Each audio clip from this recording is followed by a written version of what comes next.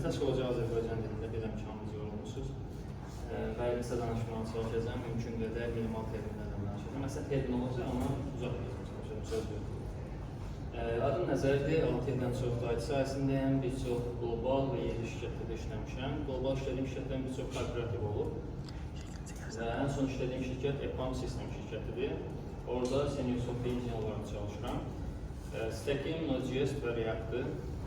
Proyektdən dəyişir. Və burada bizim bir maraqlı klientimiz var. Klientin adını denəyəcəm. Bilinen bir klient deyil. Və bu klientin yaxşı pulu var. Amma problem odur ki, repetitiv tasklar çoxdur. Nə edirlər deməli? Bunların gördükləri iş nədir? Pulu var, niyə dedim, indi gələcəm ola bilərsən. Deməli, bunların gördüyü iş nədir? Web scraping edirlər. Web scraping dediyimiz şeydən nədir? Ən primitiv formada tapazda olan elanları götürür, HTML-dən ekstrak edir və öz saytlarında bölüşür. Oradakı məlumatlar sanki bu saytda qeydiyyatdan keçirilib, əlavə olunmuş kimi görsənir. Və bunların problemi nədir? Bunların bu formada 200 dənə fərqli web saytları var. Fərqli sourcelar var, bunlardan biri web saytdır və web saytlar 200-dən çox. Bunların içində Zalando, Amazon, Trendyol, Partner və s. Bu kimi top web saytlar var. Və özünüz də yəqin ki, razı olarsınız, Trendyolun özündə dəqiqədə bir dənə pop-up çıxır. Və bu pop-up'dan çıxmağı da sənin o scraping logikini sındırır. Və bu logiklər bəzən 10.000 sətir, 15.000 sətir ola bilir. Bir dənə file'dır, içərisində bir function var və onun içərisində 15.000 sətir kod var. Və hər gün bu web saytların, web scraping məntiqlərindən ən az 4-5 nəsə dəyişir. Məsələn, deyək ki, hər hansısa bir saytda, hər hansısa bir class name dəyişir. Bu həmin o 5.000 sətirlik, 10.000 sətirlik kodun işləməməyinə səbəb olur. Biz EPAM olaraq nə onları təklif edirik? Onların bu dəqiqə ən çox yorulduqları məsələ odur ki, eyni problemi dəfələrlə həll edirlər. Və bunun üçün development team ayrılır. Sadəcə eyni class name dəyişdikcə developer onu təzmin edir. Developer təzmin də düzəldir və bu demək olar ki, həftələrlə bəzən vaxt alır. Bizim solutionumuz, əgər EPAM olaraq onlara verdiyimiz solution bundan ibarətdir ki, biz bu vaxtı 1 dəqiqə, 2 dəqiqə salırıq. Arkada gördüyünüz şəxsində bəsitdir məntiqi. Texniki hissəyə çox keçməyəcəm, çünki texniki hissədə danışsam uzun olacaq, süreyə çatdırma olmur. Və deməli, məsələ nədir burada? Biz nə edirik? Normalda mən bir JavaScript developer olaraq, senior JavaScript developer olaraq geliyorum Python və bir də bizdə senior .NET developer var. 2 developer işləyir bu proyektdə. Və mənim gördüyüm iş nədir? Onların hazır 10.000 sətirlik skriptlərinin içərisinə öz library yazmışam və həmin kitabxana nə edir? Hər bir steplə bağlı mümkün olan bütün məlumatları toplamağa çalışır ki, EA-yə göndərək və EA onu analiz edib tapa bilsin ki, problem nədir? Və arkada istifadə edədiyimiz məntiqdə Azure-un Print AI var, servisi var, onu istifadə edirik. Və burada ən çətin məsələ error çıxanda errorla bağlı məlumatları toplayıb EA-yə göndərmək. Burada nə göndəririk? Birinci göndəririk fail snapshotla, successful snapshotla, onları compare edib ən sadə halda başa düşür ki, işləmədə nə dəyişir. Amma bəzən errorlar sadəcə class name dəyişməklə ibarət olmur. Ola bilər ki, bu authentication error olsun. Ola bilər ki, bu, məsələn, userin pasportu expired olub, buna heç edə bilmir. Və ya bu userin accountu block olub, çünki çox try edib. Bunlara heç edə bilmir. Ona görə burada bu outputu EA-yə göndərməzdən əvvəl birinci biz başa düşməliyik ki, bu error ümumiyyətlə EA-yin həll edə biləcəyi bir problemdir yoxsa yox. Bunu həll edə bilmək üçün bizim başqa bir EA servisimiz var, mikroservisimiz var .NET-də və EA-yə errorla bağlı bütün məlumatları göndərir. İçərisində kod snippet gedir, məsələn, hansı hissədə fail olubsa, həmin hissənin kod snippeti gedir. Snapshot, 2 dənə snapshot gedir, fail is successful, daha sonra error mesaj gedir, fail reason olaraq. Bunun kimi bir çox məlumatlar JSON formatında gedir EA-yə. EA bunları analiz edir və başa düşür ki, bu authentication ilə bağlıdır yoxsa yox. Authentication ilə bağlıca nə edir? Ən sadə halda edə biləcəyimiz iş budur. Support teamə notification göndərir. Amma əgər HTML ilə bağlı bir problemdirsə, o zaman nə edirik? O zaman biz EA-yə göndəririk bu datanı, EA bizə respons verir, həmin respons əsasında .NET-də biz pull request yaradıq. Yəni pull request-də izah edirik ki, problem nə idi, solutionumuz nədir, sözlə izah edir və əlavə olaraq da fayllar olur. Fayllarda kod change'ləri görə bilirsiniz.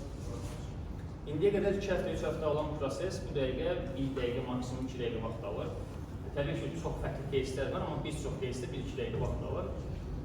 Və bu 1-2 dəqiqə ərzində pull request yaradılır. Developerlərin gördüyü iş sadəcə bu dəqiqə nədir? Baxsın ki, məntiqlidir oradakı hər yoxsa yox. Əslində onlar bizdən istəyirlər ki, ümumiyyətlə insan impactı olmasın, adam olmasın ortada. Development kimi ümumiyyətlə çıxarsınlar. Amma bu məntiqli deyil, çünki AI bəzən hallucinationlar da eləyə bilər və ya bu çox əlaqəsiz bir kod yaza bilər, hansı ki, o proyektdə kod heç yazılmamalıdır. Yəni, bunun üçün biz orada user impact'ı hələ ki saxlamışıq. Yəni, hər bir developer, onlardan ən az bir developer bunu review eləməlidir. Əgər hər şey okey isə merge eləməlidir. Və merge olandan sonra da bizim bu kodumuz artıq yerinə verən olmuş pipeline və hər şey normal qayda işləyir. Yəni, bu formada 100-dən çox case'lər var. Biz bu dəqiqə 15 dənəsini test eləmişik və çox yaxşı şəkildə işləyir. Amma burada advanced logiklər var, harada var məsələn, çox advanced file handling logiki var. Çox böyük bir Excel fayl gəlir, o Excel faylı JSON formatda çevirməlisən və ya o JSON-dan Excel-ə çevirməlisən falan. Bunları bu dəqiqə necə izah edək, o biraz sual altındadır. Çünki hər marketin specificationları, file handlingi fərqli olur. Və biz də göndərdiyimiz nəticə etibarilə bir promptdur. Promptda bütün web-saytların bizə verdiyi requirementləri əlavə etməliyik. Bu hələ də discussion gedir, bu hissə tam hazır deyil, amma ümumi olaraq logik hazırdır ki, hər hansısa bir increment change olarsa anında düzəldir və ya application problemi olarsa support team'ə ticket yaradır və notification göndərir admin sayta. Və əgər maraqlıdırsa, burada backgroundda istifadə edilmiş bütün servislər Azure servisləridir. Adi AI üçün AI istifadə edirik, servis bus istifadə edirik, JavaScript-lə C# arasında communication qurmaq üçün və ya C# servislər öz adlarında communication qurmaq üçün. Çünki düşün ki, error çıxdı, error çıxan vaxtı biz bunu göndəririk servis basa, Q-yə göndəririk və bəlkə nə vaxt oldu və ya ən tez nə vaxt mümkün olduğundan çəkir onu. Amma bu HTTP request olsa, ola bilər ki, arada həmin vaxt servis up olmasın və sənin oradakı requestin bitsin. Bu formada dediyim kimi notificationları da göndəririk Azure'un Epic saytında. Bu formada və onun əlavə olaraq da e-mail yaradırıq. Göndərilənlərə e-mail göndərir supportuna belə bir şey var. Bu formada çox yormaq istəmirəm sizi. Kimisə sualı varsa məmnuniyyətlə cavab almaq hazırım. Buyurun. Deməli, bu ümumiyyətlə AI fabrikada extract bir neçə məsələlər var. Həm normal extractlərlə rastlaşdığımız əsas, məsələn, cloud verification, yəni detection mexanizmi və onlar deməli mesaj mexanizmləri var ki, yəni skriptli məsələlər və ya boş etmək göndərən belə bir situasiyalar olur. Bu AI inteqrasiyası ilə bunun nə dərəcədə əlillərini olur və bunlar sırf farklılaşda software'lərin qoşulsuz olacaq. Siz bu məsələləri necə inteqrasiya edərsiniz? İstifadə edəcəyimiz library Puppeteer deyə bir JavaScript library'si var. Bu library Puppeteer deyə bir JavaScript library'si var. Bu istifadə olunur end-to-end testing və web scraping üçün istifadə olunur. Bu problemlərə açıq rastlaşmamışıq. Çünki o library öz içərisində o problemləri həll edir və istifadə etdiyi browserdə Chromium deyə bir browser var. Onu istifadə edir backgroundda. Bildiyim qədərlə arxada onların hamısını əldə edir. Yəni elə bir problemlə qarşılaşmamış hələ ki və demək olar ki 30-40-a yaxın web-sayt üzərində yoxlamışıq dəfələrlə və web-sayt dediyimdə Amazon, Trendyol kimi web-saytlar, yəni xırda bir web-saytdan söhbət getmir. Hələ ki elə problemlə qarşılaşmamışıq. Çünki o library dediyim kimi öz daxilində onu həll edir. Əslində orada biz AI-ə müəyyən kontekst şəkildə təmin edirik ki, burada bu kontekst pəncərəsinin bir müxtəri var. Onlar hala gəlir. Və təbii ki, artıqca biz daha çox öyrənməliyik AI servisdə. Bunu scale, yəni daha böyük ölçəkdə necə əldə edirsiniz? Deməli, dəqiqəyə nə göndəririk? Yəni bunu deyim, ondan sonra bunun üzərindən davam edək. Eğer göndərdiyimiz 3-4 dənə əsas şey var. Dediyim kimi bir snapshotlardır, failure code snippetdir, failure reason'dır, error mesajdır. Və onun əlavə bəzi bir neçə tekst var. Bunlar JSON formatına gedir. Bunlardan əlavə olaraq bizim həmin o script faylımız var. Script faylının həmin error çıxan hissəsini sırf gedib repositoriden oxuyub o hissəsini göndəririk. Və bir də bizim böyük bir dənə promptumuz var. O promptu demək olar ki, əslində göndərdiyimiz input ümumi götürəndə biraz baha başa gəlir AI üçün, çünki çox tekst göndərir.